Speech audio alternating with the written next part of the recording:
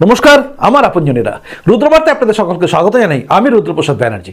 উত্তরপ্রদেশে একটি দুর্ঘটনা যেটা খুবই দুঃখজনক, যে ঘটনার পরে অনেকের মনের মধ্যে অনেক রকম প্রশ্ন এসছে। হ্যাঁ, আপনি ঠিকই ধরেছেন, আমি প্রয়াগরাজের কথা বলছি।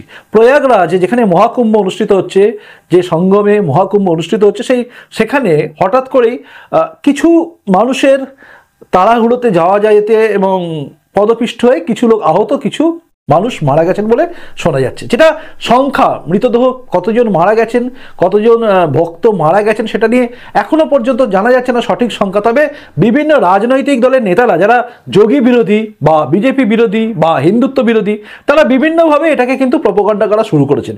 আর গোটা দেশ জুড়ে একটা অদ্ভুতভাবে একটা গুজব রটানো হচ্ছে।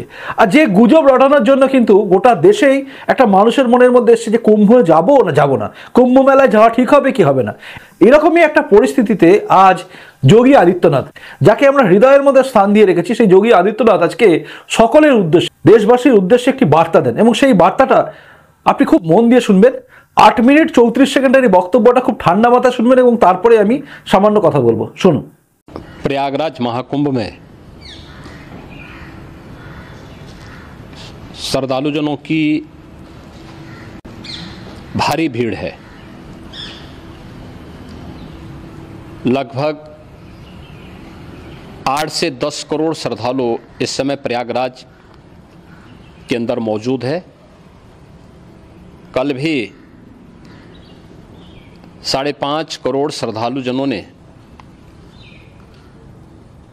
महाकुंभ का स्नान किया था। ये जो भारी दबाव श्रद्धालुजनों के कारण और श्रद्धालुओं के संगम नोच पर जाने के कारण वहाँ पर एक बना हुआ है, लेकिन पूरा प्रशासन मौके पे वहाँ मौजूद है। रात्रि को 1 से 2 बजे के बीच में अखाड़ा मार्ग पर, जहाँ पे अखाड़ों के अमृत स्नान के दृश्य से बैरिकेड्स भी किए गए थे, तो बैरिकेड्स को फांद करके आने में कुछ श्रद्धालु गंभीर रूप से घायल हुए हैं। उन्हें तत्काल हॉस्पिटल में पहुंचा करके उपचार आदि की व्यवस्था उनके लिए की गई है। उनमें से कुछ श्रद्धालु गंभीर रूप से घायल हैं। लगातार प्रशासन स्थानीय स्तर पर श्रद्धालुओं की सकुशल स्नान कराने के दृष्टि से रात्रि को कल सायंकाल 6:30-7 बजे से ही मौनी अमावस्या का मुहूर्त प्रारंभ होने के बाद से ही लगातार लगा हुआ है। प्रयागराज में महाकुंभ में श्रद्धालुजनों के सकुशल स्नान करने, अमृत स्नान के लिए देश भर से आए हुए श्रद्धालुजनों की व्यवस्था के लिए, उनके कुशल क्षेम के लिए आदरणीय प्रधानमंत्री जी का प्रातःकाल से ही उनके लगभग 4 बार प्रधानमंत्री जी ने हालचाल लिया है। माननीय गृह मंत्री जी ने, माननीय राष्ट्रीय अध्यक्ष भारतीय जनता पार्टी श्री JP नड्डा जी ने, माननीय गृह मंत्री श्री अमित शाह जी ने भी, और प्रदेश की माननीय राज्यपाल श्रीमती आनंदीबेन पटेल जी ने भी लगातार जानकारी लेकर के सभी के कुशल क्षेम और सकुशल स्नान कराने के बारे में निरंतर रिपोर्ट ले रहे हैं। हम लोगों की प्रातःकाल से ही श्रद्धालुजन जो भी आए हैं वे स्नान कर सकें, इसके लिए यहाँ पे उच्च स्तरीय बैठक भी चल रही है, जिसमें मुख्य सचिव भी हैं, DGP हैं, प्रमुख सचिव गृह हैं, मुख्यमंत्री कार्यालय के अपर मुख्य सचिव के साथ साथ ADG लॉ एंड ऑर्डर के साथ साथ अन्य वरिष्ठ अधिकारीगण मौजूद हैं। प्रयागराज में हालात वर्तमान में नियंत्रण में हैं, लेकिन भीड़ का दबाव बहुत बना हुआ है। अखाड़ा परिषद से जुड़े हुए पदाधिकारियों के साथ मैंने स्वयं भी बातचीत की है। आचार्य महामंडलेश्वरों से भी, पूज्य संतों के साथ भी मेरी बातचीत हुई है, और पूज्य संतों ने बड़ी ही विनम्रता के साथ इस बात को कहा है कि नहीं, श्रद्धालु जन पहले स्नान करेंगे और फिर जब उनका दबाव कुछ कम होगा और वे सकुशल वहाँ से निकल जाएंगे, तब हम लोग स्नान करने के लिए संगम की तरफ जाएंगे। अभी पहले श्रद्धालु जनों को, चूँकि देश भर से आए हैं, तो इसके लिए उन्हें सभी अखाड़े इसके लिए सहमत हैं और सभी लोग इस व्यवस्था के साथ जुड़े हुए हैं। लगातार इस दिशा में हम लोगों का प्रयास है कि जो अब तक प्रातःकाल से ही आपने देखा होगा, कल मैंने बताया कि कल लगभग 5.5 करोड़ श्रद्धालु कल महाकुंभ का स्नान किए हैं और आज प्रातःकाल तक लगभग 8:30 बजे तक 3 करोड़ से अधिक श्रद्धालु स्नान कर चुके हैं और ये लगातार जारी है। लेकिन संगम नोच पर, अखाड़ा मार्ग पर, नागवासुकी मार्ग पर लगातार दबाव बना हुआ है और वहाँ पर उन श्रद्धालु जनों की सुविधा के लिए भी हर प्रकार की वहाँ पर प्रशासन पूरी मुस्तैदी के साथ लगा हुआ है। और इसीलिए मेरी अपील है पूरे प्रदेशवासियों से, पूरे देशवासियों से और सभी श्रद्धालुओं से भी, सभी पूज्य संतों से भी कि अफवाह पर कोई ध्यान न दें, संयम से काम लें। ये सब आयोजन सभी लोगों का है। प्रशासन उनकी सेवा के लिए पूरी तत्परता के साथ लगा हुआ है। केंद्र और राज्य सरकार पूरी मजबूती के साथ वहाँ पर हर प्रकार का सहयोग करने के लिए तत्पर है। लेकिन कोई किसी अफवाह पे ध्यान न दें। कोई भी व्यक्ति नकारात्मक अफवाह फैलाने का प्रयास करेगा, उस प्रकार से नुकसान हो सकता है। और जहाँ पर हैं आप, लगभग 15 से 20 किलोमीटर के दायरे में अस्थायी घाट बनाए गए हैं, उसमें कहीं भी वे स्नान कर सकते हैं। आवश्यक नहीं कि संगम नोच की तरफ ही आएं, क्योंकि भीड़ देखते हुए खासतौर पर जो बुजुर्ग हैं, बच्चे हैं, श्वास के रोगी हैं, उनको लंबी दूरी तय नहीं करनी चाहिए और जहाँ पर हैं वहीं पर आराम से पहले स्थिर होकर के कार्य करें, वहाँ पर रह करके। और जो नज़दीक के घाट हैं उसी नज़दीक के घाट में स्नान करेंगे। सब गंगा जी के ही घाट हैं और गंगा जी के इस घाट में वही पुण्य प्राप्त होगा। ये मौनी अमावस्या है। मौनी अमावस्या में स्नान का महत्व है।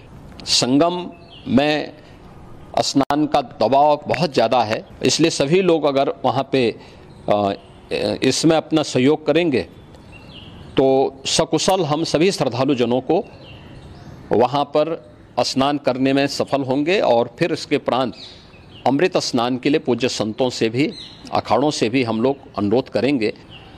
जो घायल हैं, गंभीर रूप से घायल हैं, उनके उपचार की तत्परता के साथ व्यवस्था भी की गई है। उन सब के सकुशल स्वस्थ होने की भी हम कामना करते हैं। लेकिन मेरी अपील होगी कि कोई भी नकारात्मकता न फैलाने दें और न किसी अफवाह पर विश्वास करें।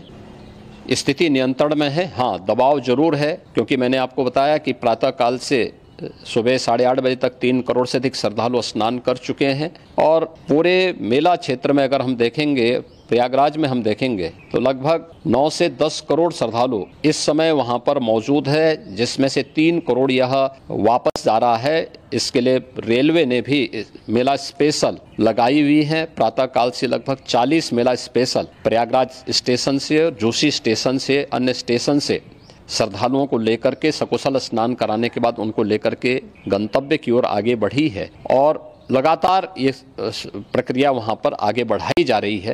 होर्डिंग एरिया भी बनाए गए हैं। प्रशासन जो वहाँ पर डायरेक्शन दें, मुझे लगता है सब लोग उसका पालन करेंगे तो सकुशल, क्योंकि पूरा दिन भर देर रात्रि तक अमृत स्नान का मुहूर्त है। मौनी अमावस्या का जो मुहूर्त है पूरे रात्रि भर है, इसलिए ये नहीं हो केवल इस पे कि हम अभी स्नान करेंगे। आवश्यक नहीं, कभी भी आप स्नान कर सकते हैं। तो उस पर जरूर सभी से मेरी विनम्र अपील होगी कि वे लोग उस पर सहयोग करेंगे तो सकुशल सभी को स्नान कराने में और सकुशल इस महापर्व को आयोजित करने में प्रशासन को और शासन को मदद मिलेगी। শুনলেন যোগীজির বক্তব্য কিন্তু নিট অ্যান্ড ক্লিন, পরিষ্কার করে বলে দিলেন যে অ্যাকচুয়ালি কি ঘটনা ঘটেছিল। মৌনী অমাবস্যার জন্য মানুষ আগে রাত্রিবেলা গিয়ে একদম স্নান করতে চলে যাচ্ছিল এবং সেখানে হঠাৎ করে একটা মব ধাক্কাধাক্কি করে এবং সেই ধাক্কাধাক্কিতে বহু মানুষ পড়ে যায় এবং তার উপর দিয়ে অনেকে চলে যায়। এরকম একটা ঘটনা ঘটে যায়। আপনারা জানেন এই রাজ্যেও এরকম অনেক ঘটনা ঘটেছে, এখানে পদপিষ্টে মানুষ মারা গেছে। কিন্তু হঠাৎ করে এমন একটা পরিস্থিতি তৈরি করা হচ্ছে দেশ জুড়ে।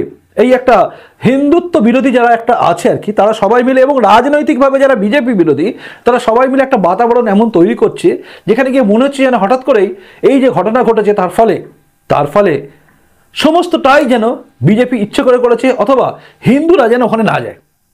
5 কোটির উপর জনগণ যেখানে যায়, যেখানে শ্রদ্ধালু 5 কোটির উপর লোক একসঙ্গে অ্যাট এ টাইম পৌঁছে গেছে, সেখানে কীরকমভাবে ভিড় হতে পারে আপনারা জানেন।